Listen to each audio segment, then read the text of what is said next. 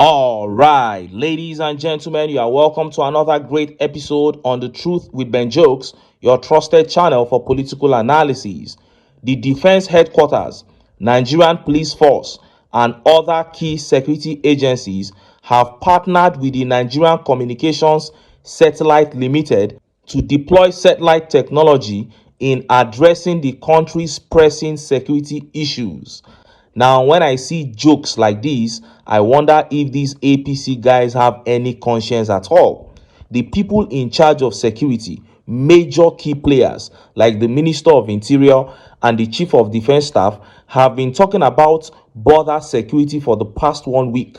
They said our borders are so porous, and they have been stressing that the porosity of our borders is one of our biggest undoings in this fight against insecurity. The normal updates one would expect to see is breaking FG to begin border security immediately, starting from northeast or wherever, according to how necessary it is. But no, they are deviating from the pressing issue, talking about using satellite, a plan that every Nigerian knows we do not have the sophistication to follow through with. This is what the APC represents: lies and propaganda, diverting the people's attention from the main issues, suffocating them with garbage. And that is exactly what Tinubu did in his visit to Benue on Wednesday. And I remember saying clearly that if Tinubu knew he had nothing positive, nothing good to say to the people of Benue to give them hope, he should just forget about that visit instead of going there to make their situation worse. But he went there and he did exactly that. As a matter of fact, he shocked the entire crowd when he began mocking the governor of Benue State. He began telling him that he is inferior to the people that have governed the state in the past. But the worst came when he completely ignored the information that the biggest king in Benue State gave him. The tall thief, His Royal Majesty James Ayase, read out an important message for Tinubu during his speech, but Tinubu completely ignored that message when he began giving his own speech. Before I show you details of these top stories and how Nigerians reacted, let me quickly show you this video. Benue students were made to stand in the rain to welcome Tinubu. I don't know why they had to make a fuss about this visit that even came very late. See the video.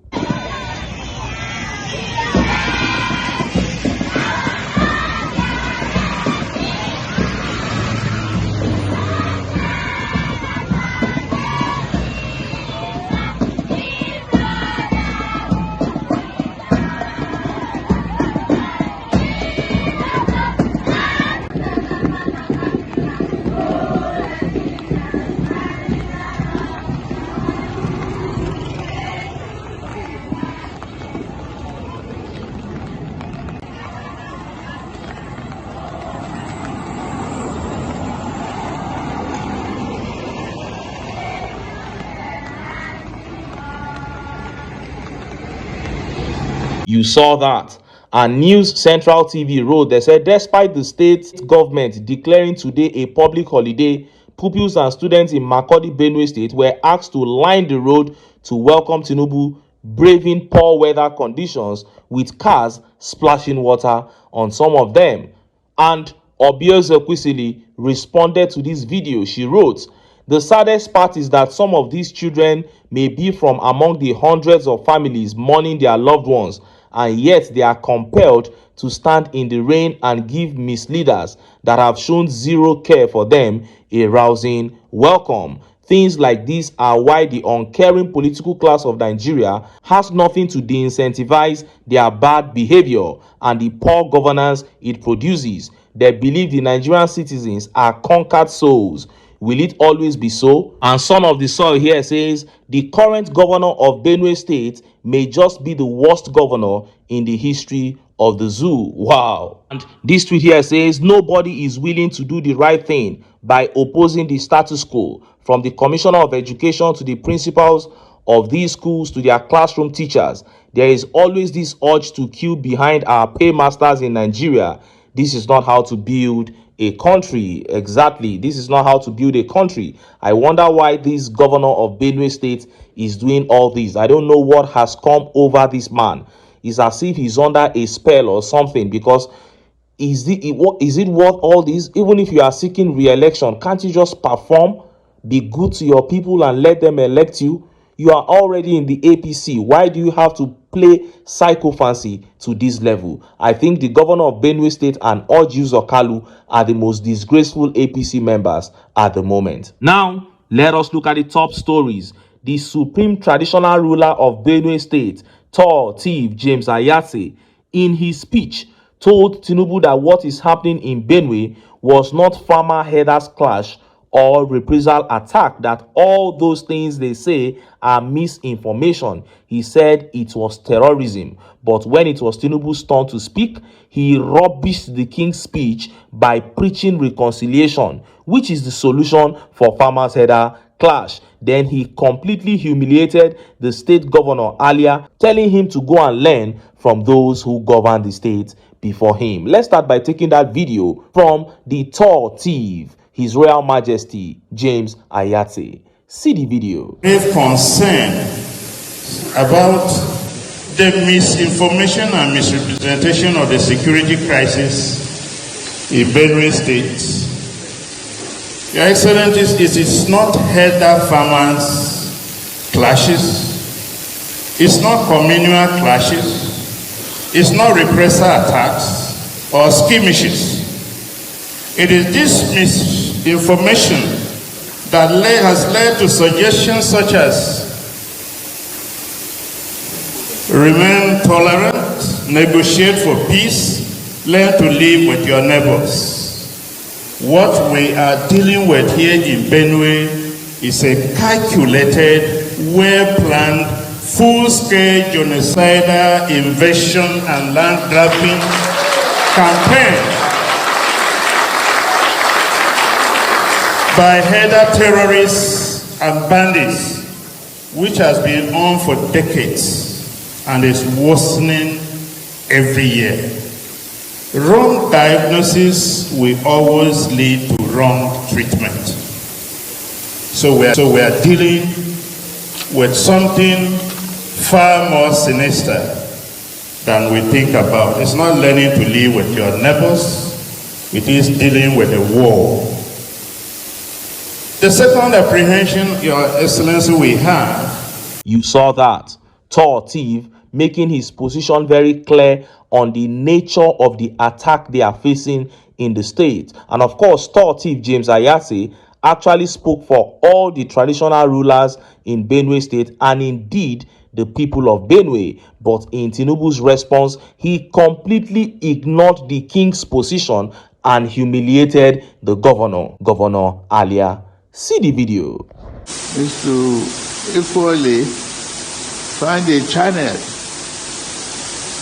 on radio station for Benue, work with them, so that we keep talking to each other about tolerance, the capacity to build our family as one single family.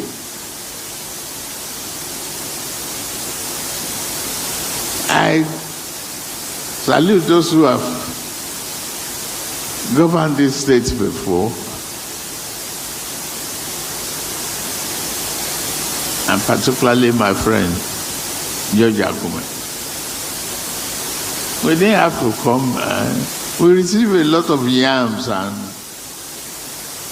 food stuff from him. Not dead bodies.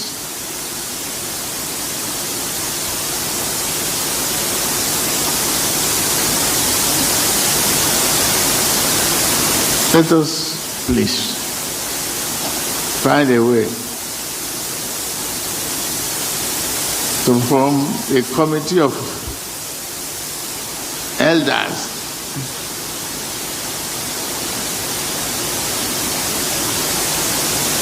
here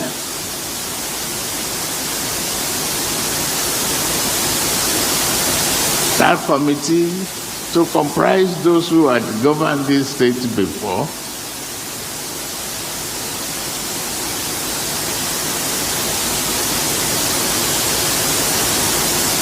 including Atom Pera,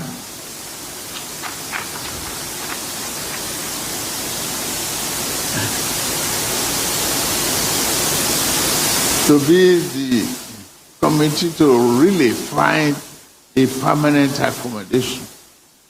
I'm glad the minister. Wow, you heard that.